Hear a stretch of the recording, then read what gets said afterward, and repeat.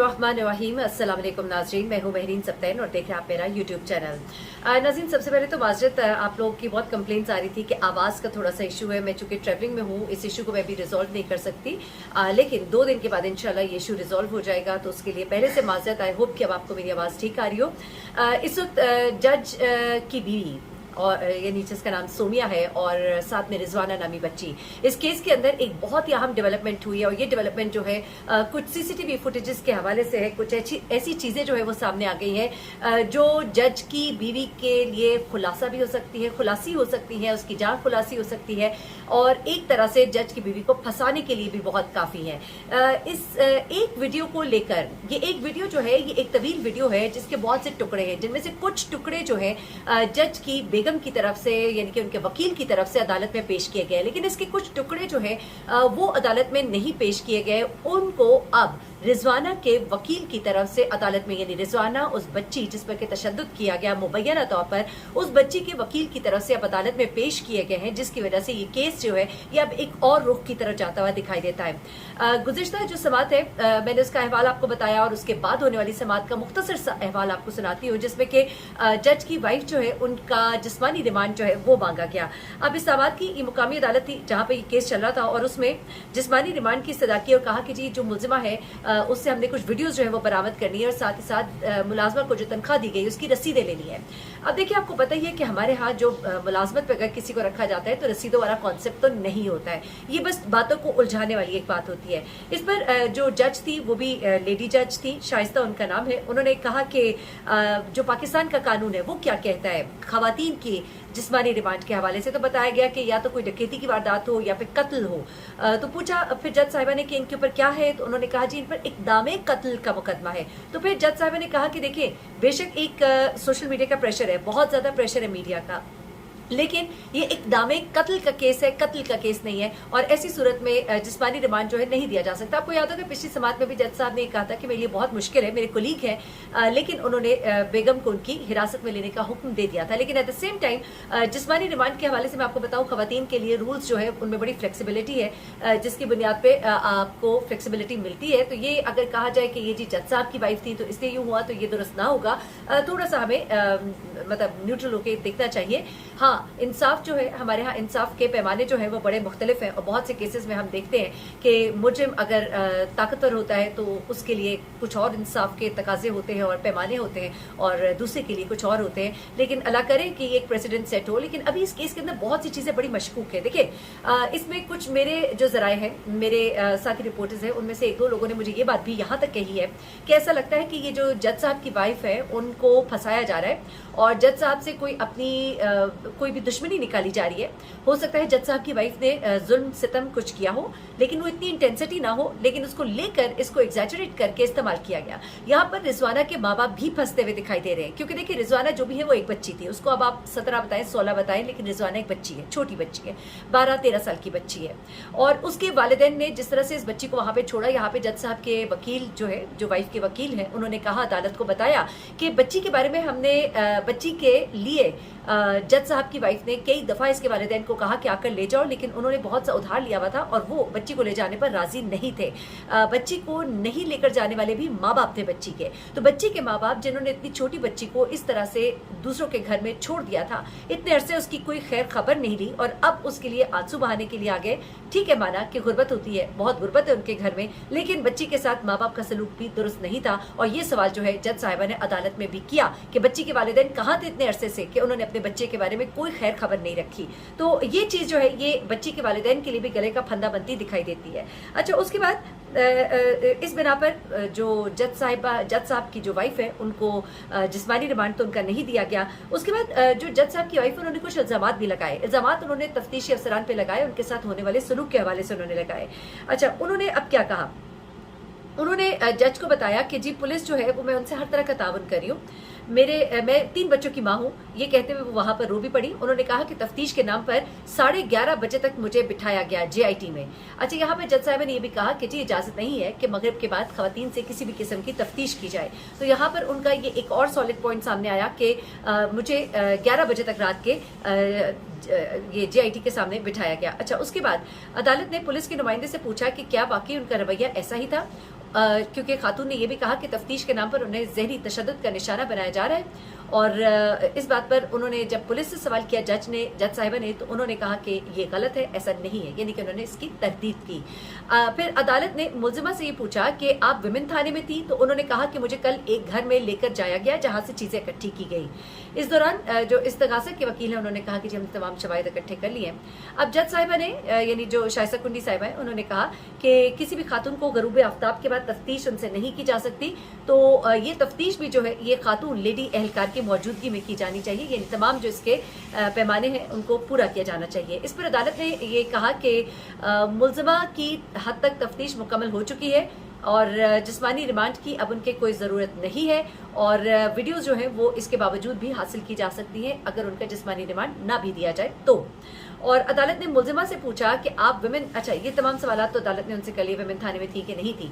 उसके बाद मुलजिमा ने एक मरतबा फिर रोस्ट्रूम पर आकर कहा कि मेरा इतना बुरा मीडिया ट्रायल किया जा रहा है कि मेरा दिल करता है मैं खुदकुशी कर लूँ। अभी मैं खास वीडियोस की तरफ आ रही हूँ, मैं आपको सीधा सीधा कुछ पॉइंट्स बताना चाह रही हूँ। एक ऐसी वीडियो है जिसकी वजह से मुलजिमा भी फंसती नजर आती है और रिजवाना के माँ बाप भी फंसते नजर आते हैं। इस वीडियो के अंदर क्या है, ये वीडियो मैं जरा भी आपको दिखाती हूँ और उसके बारे में आपको तफसीलात बताती हूँ, लेकिन जरा भी सुनिएगा।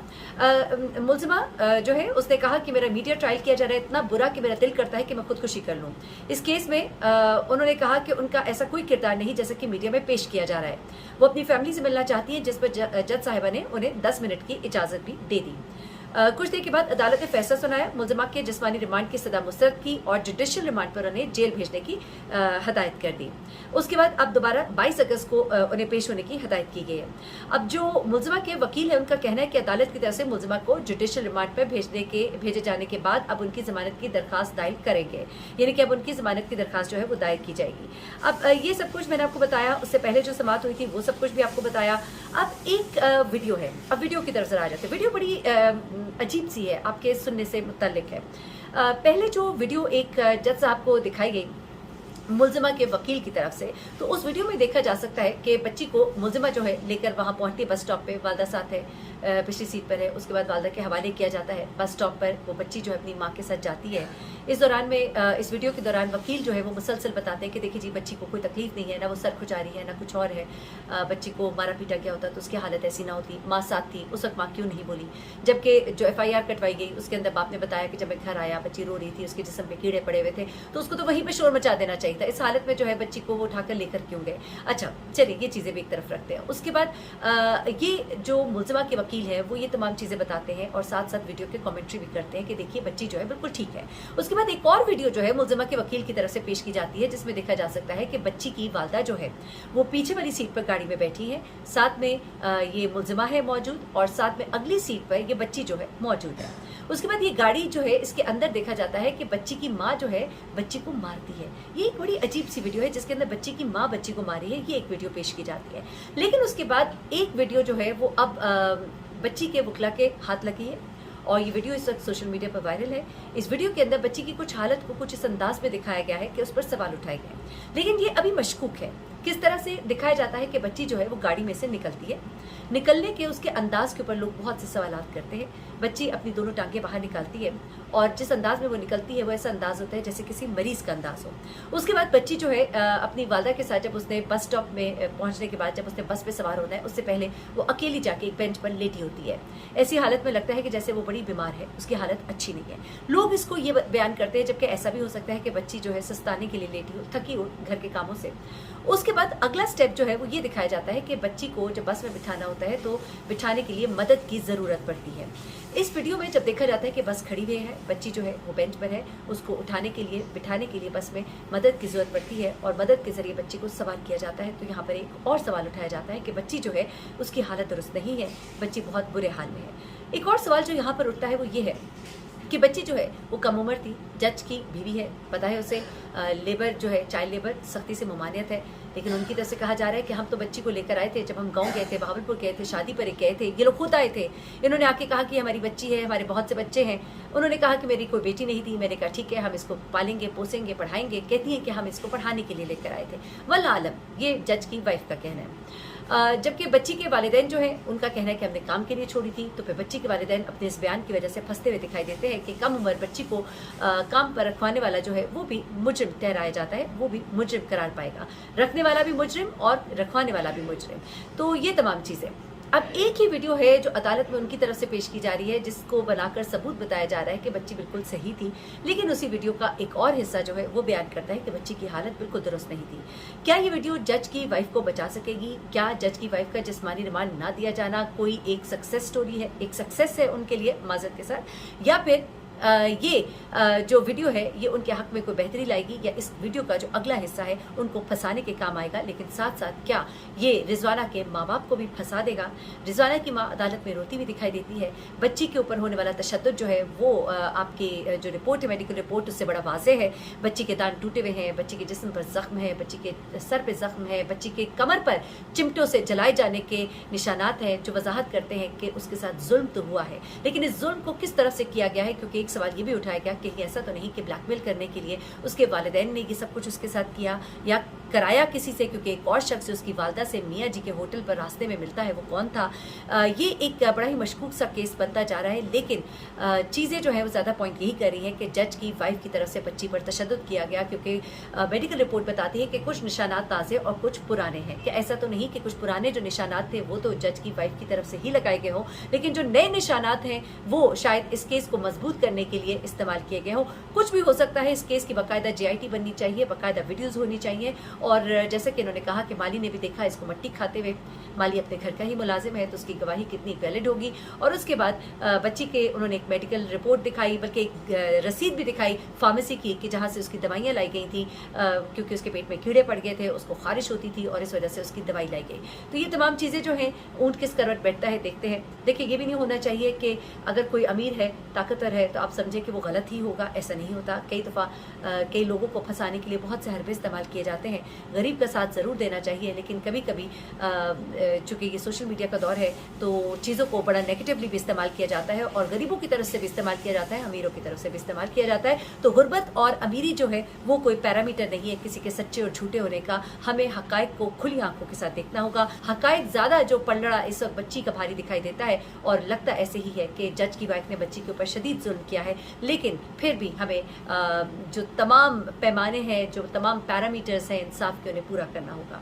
इंशाल्लाह आने वाली वीडियो में मैं आपको मजीद कुछ हकायक बताऊंगी, कुछ मजीद वीडियोस जो है वो पहुंची हैं उनको भी आपको एक्सप्लेन करूंगी। अपना बहुत ख्याल रखिएगा, दुआ में याद रखिएगा। अल्लाह हाफिज़।